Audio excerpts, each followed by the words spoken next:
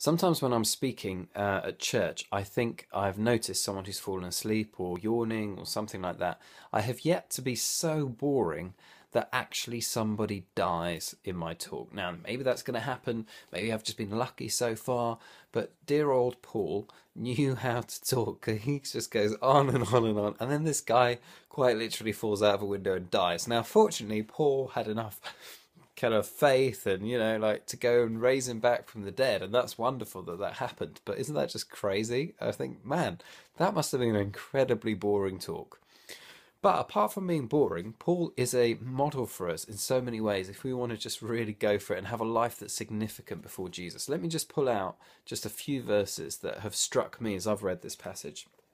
The first one is when Paul says to the elders of the church in Ephesus, he says in verse 19, I served the Lord with great humility and with tears, although I was severely tested by the plots of the Jews. People were constantly trying to kill him, and yet he's able to say, I serve the Lord with great humility and with tears.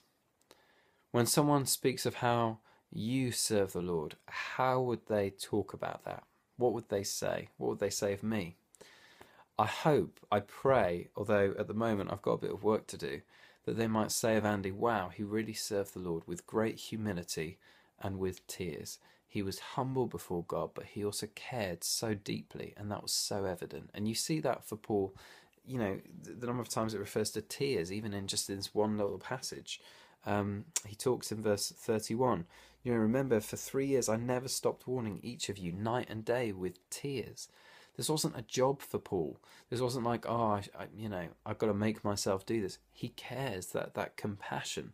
And then a little later, when they kneel on the beach and they weep and they pray for him, and it says they wept together, that where are the tears in our ministry? Where's the tears in your serving of Jesus, in the way that we speak to people? If there aren't very many, and I have to put my hands up and say, that includes me, I'm not there. If there aren't very many, then let's ask the question, where are they?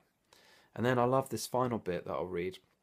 Verse 24, Paul says, and this is his secret. You want to know the secret for how to go for it with Jesus, how to live a life that has the sort of impact for God and for his kingdom that Paul has? Check out verse 24.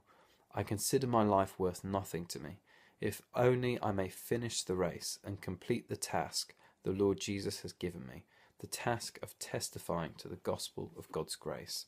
I'm just all about just this one thing.